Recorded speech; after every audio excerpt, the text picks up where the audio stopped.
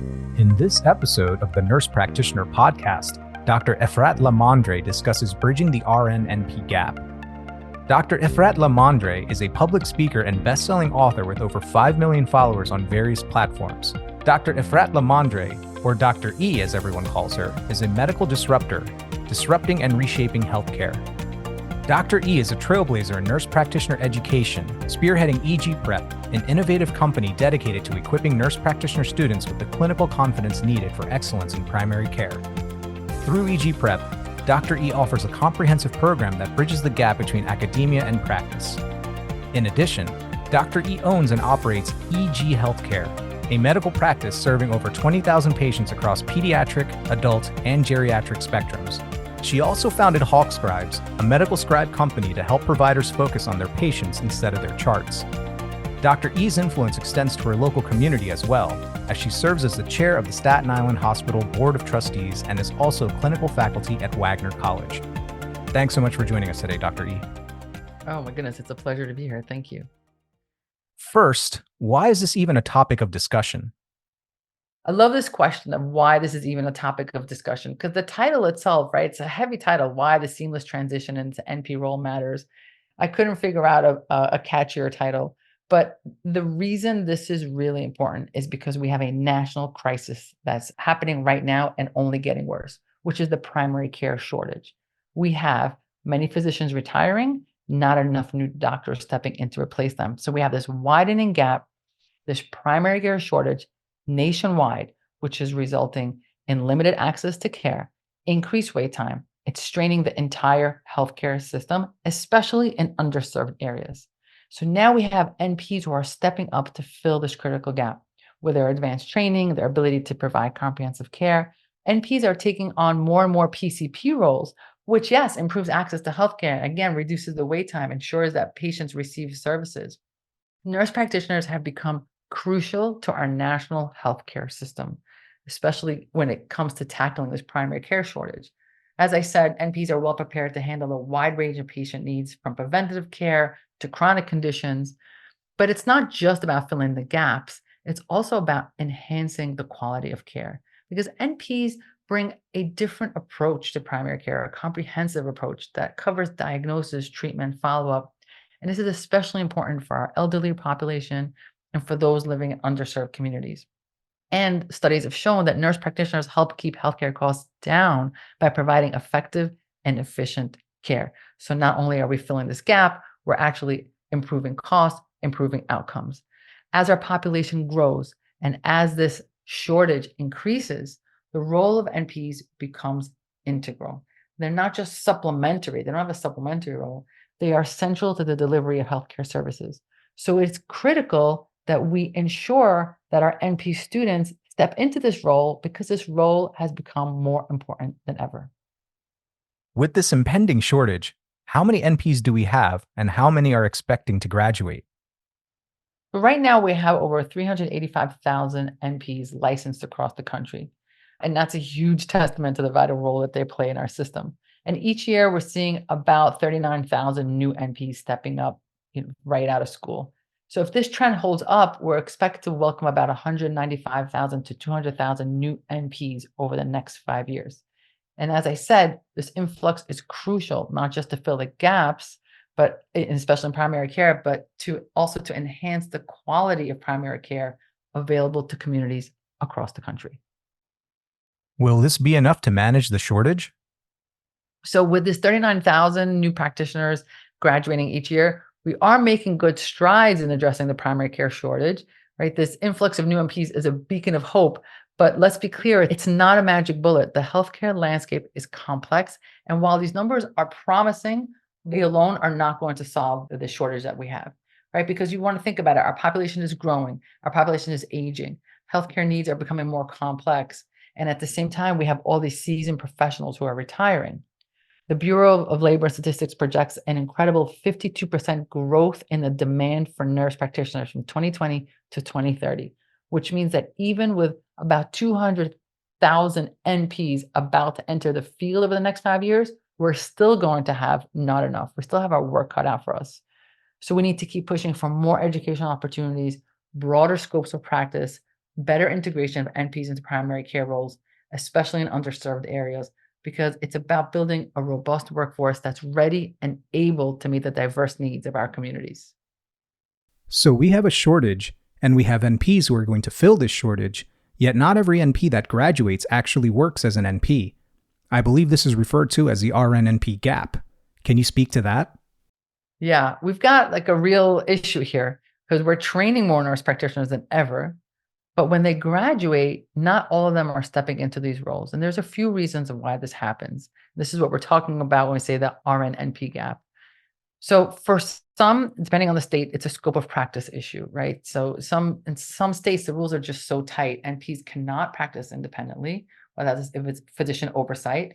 And this can be discouraging because not everybody wants that oversight, or it's too expensive to get a collaborating physician. So some people just say, hey, I'll just stay as an RN. There's economic factors because the financial leap from RN to NP isn't always significant, right? We have this thing in our mind that, oh, once I become an NP, I will make significantly more. Now, sometimes that's the case. Sometimes the salary bump from RN to NP is significant enough to go ahead and get yourself out there. But sometimes you don't really see a big difference. And without that increase in pay bump, it doesn't outweigh the added stress and responsibility. So some nurses decide to just stay where they are as RNs. And then the third factor is clinical confidence. And this is a biggie because when you transition from RN to NP, it's not just about passing exams. It's about feeling confident in making decisions on the fly, diagnosing conditions, managing patients solo. And building this kind of confidence takes time and real world experience. And without it, even fully qualified NPs sometimes hesitate to step into that new role where they're the primary decision maker. What solutions are currently out there to help manage some of these issues? Sure. So each issue has its own solution, right? So when the scope of law issue, I'm sure all our listeners know that we are trying very proactively to make waves, right? More than half of the states in this country have already changed their laws. Several states are reevaluating and amending regulations. And there's an overall legislative shift to enable NPs to utilize their skills in training fully. So the scope of law issue is kind of happening with your organizations and happening with your lobbyists. And as I said, we're over 50% of the states have already kind of shifted there. When it comes to economic factors, the things to consider, again, not so much within our hands to change, but there are initiatives out there like loan forgiveness programs. So I hear NPs who are, if they go into underserved areas, there are organizations that will pay back all their loans for the NP school as long as they stay in that underserved area. So it might not be a bump in pay, but just having those loans forgiven is significant. There are also competitive salary adjustments that are being made across the board because of this recognition. So these measures all aim to address this compensation disparities and incentivize more RNs to transition into the NP role. There are also some companies out there that are really taking this head on and renegotiating contracts for NPs. There's a company called Duet. You guys could check it out. It's called joinduet.com that you might want to reach out to. This is especially for NPs who own their own practice. The point of mentioning this program and companies like this is to let you know if you are kind of in the throes of it and you want to own your own practice, there are organizations out there that can help you with the economic factors. And for the third challenge, which is the challenge of building clinical confidence, right? I want to just make sure that when I talk about that, building clinical confidence, because I don't want anyone to take this out of context, I'm not highlighting a deficiency. I'm not saying that there's a deficiency in the education or anything, or a deficiency in the preparedness of the NPs. I think what we're talking about is it's a natural transition, right? All NPs started off as RNs, right? They got comfortable. They're part of a broader team with a lot of support. Stepping into an NP role can sometimes feel like moving from like the backup singer to the lead vocalist. It's the same stage, but the spotlight is definitely more intense. And this adjustment period is normal, and it doesn't reflect like inadequacy in their skills or training. It just underscores the need for a more supportive environment that fosters this confidence. Okay, and it's really important. It's about giving them the tools and the backing that they need to succeed, not just at their start, but throughout their careers.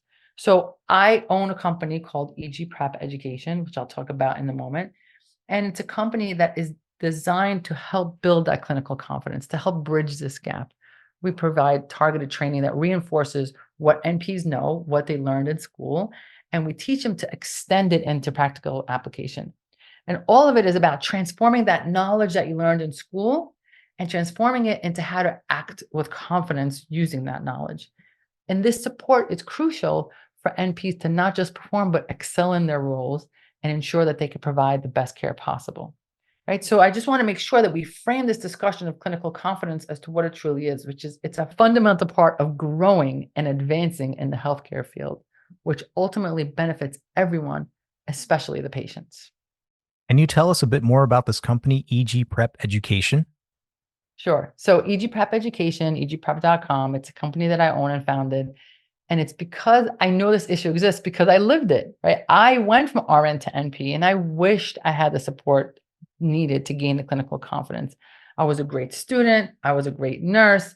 I excelled in my rotations. I did well on my boards, but no one prepares you for that moment when you're all on your own. And eventually I opened up my own practice.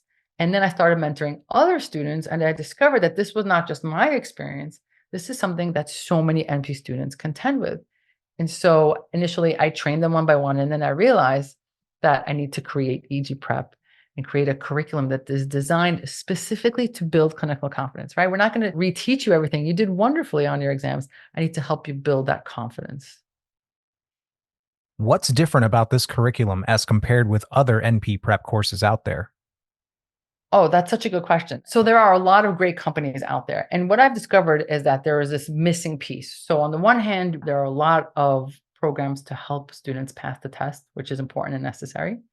And then there are a lot of courses for more seasoned NPs, how to manage things with maybe more nuance.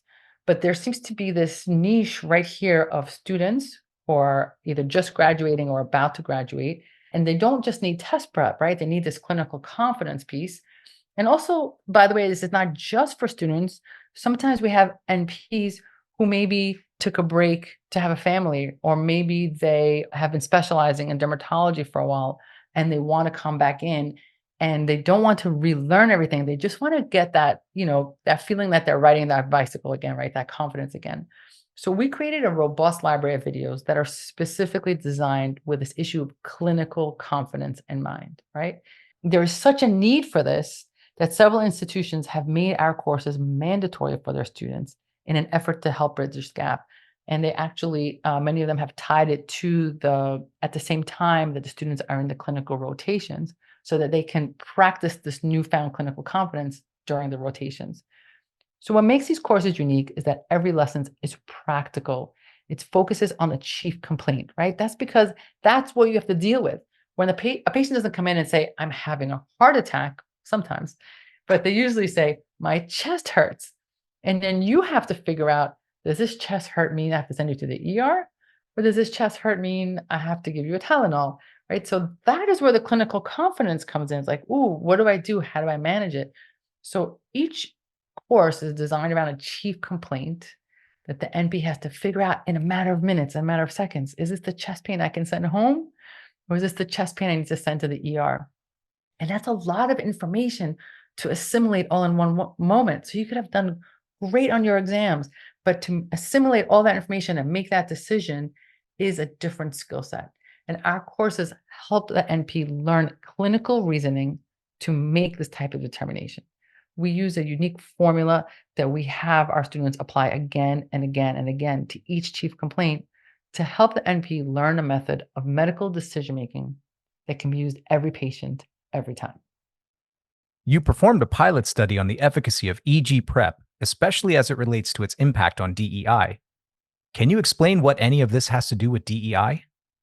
Absolutely. Let's unpack the unique hurdles that NPs from economically disadvantaged backgrounds face during their transition from RN, right? And it's really understand what's going on. For many RNs stepping up to become NPs, the journey isn't just about academic steps. It's climbing a mountain while also balancing your life responsibilities, right? Especially for those coming from economically disadvantaged backgrounds, this climb can be steeper. There's a financial strain of advanced education, and it's not just about tuition. It's books, it's technology, It's the lost hours at work, can't pick up extra shifts. So it's a significant investment, not just of money, but of time and energy.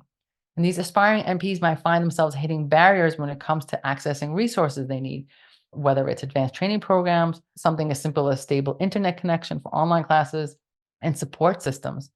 And mentorship and professional networks can be game changers for anyone, but especially for NPs because they can offer guidance and open doors that might otherwise seem locked. And mentorship and professional networks, it's not just a theory, right? We need that for our rotations. Our NP students need to get rotation sites. They need to get good quality rotation sites because the type of mentorship that they can get in these rotation sites and during these rotations really are game changers of how they will gain that clinical confidence we talked about earlier when they head out. And it's clear that for some students from disadvantaged backgrounds, they're not going to have the same opportunity to get the same type of rotations or same quality of rotations as others. So we have to address these challenges. We have to recognize that these challenges exist and we have to address them. So what we did at EG Prep is we proposed that using a tool like ours for all students across the board can actually level that playing field. Because if every student has access to a course that is specifically designed to improve clinical confidence and everyone can use it regardless of the background, it can help students gain the edge that they need in that clinical confidence and get them up to par. And we hope to do a larger scale study this year. Going back to the primary care shortage, what could healthcare systems do to help RNs transition into their roles as NPs? This is a great question because if we recognize that this is a national problem, we are going to have to turn to our healthcare systems to really get involved here. Healthcare systems can empower RNs transitioning to NPs by offering support, whether it's mentorship from experienced NPs when they come in, or flexible scheduling, educational leave so that they can maintain a balance between work and study, and removing any type of barriers that allows them to complete their education. Financial support through scholarship, tuition reimbursement. I know a lot of hospitals do that, and it's very, very helpful. It gets the RNs, and for some RNs, it's really that tuition reimbursement that gets them to decide to go back to school. On-the-job training leverages the healthcare environment as well. And incorporating comprehensive programs like EG Prep into the NP school curriculum really ensures that RNs aren't just passing exams, but they're being thoroughly prepared for their new roles. And lastly, and this is true for any job that you have, you need a supportive workplace culture that celebrates education and development and can inspire continual growth and excellence. By embedding all these strategies from the healthcare system, the workplace, the educational system, we are not just filling positions, we're fostering a new generation of healthcare leaders ready and equipped to deliver top-notch care. Finally, can you tell us a little more about why all this matters? Absolutely. This entire conversation about making sure our NPs are our RNs are transitioning into the role of NP, it's really all about access to care. Solving this problem and getting more NPs out there means that more people have access to care. So look at my practice, e.g. healthcare. It not only cares for everyone in the community, but it also has a focus on the LGBTQ community. And we also have a program for the elderly who are homebound. So these are two services that do not exist in my geographic area, and it is only provided by a team of NPs. And as I travel the country and talk to other NPs, I hear these stories over and over again of NPs who are taking care of their communities that no one else is taking care of. The NP taking care of the Haitian community, the NP taking care of the Albanian community, the NP who does house calls for people who are homebound, the NP taking care of the trans community. We are actually out there not only solving the primary care shortage, but really and truly bringing care to the communities who do not usually get care at all. So this is the bottom line. Whether you like it or not, NPs are here to stay, although I'm pretty sure the audience here likes it. But I say this wherever I go, NPs are here to stay. We are the only solution to the impending crisis. We provide amazing care to our communities and expand access to people who otherwise would go without. So if you're an NP student, you can find egprep.com, sign up for one of our classes, help you boost the clinical confidence that you need. If you are faculty or a dean in a nursing program, please reach out to us and let's see how we can get this program into your school. Together, we can fix this problem. Thanks so much for your time today, Dr. E. It's always a pleasure. Likewise, thank you for having me. For more great content from the Nurse Practitioner, be sure to visit us online at tnpj.com for the latest NCPD articles, columns, and much more. Please leave us a 5-star review on iTunes and Spotify, as it helps with the podcast's visibility and helps us to keep bringing you this great content. Also, don't forget to follow us on Facebook, Instagram, and LinkedIn at the Nurse Practitioner Journal, and on Twitter at TNPJ_journal. Thanks for listening. This podcast does not constitute medical advice and should not be taken as such, and does not replace professional judgment or advice. The ideas and viewpoints expressed on this podcast do not reflect the official position of the speakers, authors, affiliated organizations, the Nurse Practitioner Journal, or Wolters Kluwer. Please note that the hosts of the Nurse Practitioner Podcast are not clinicians. However, we created the Nurse Practitioner Podcast to bring you relevant clinical information by NPs for NPs. Thanks again for listening.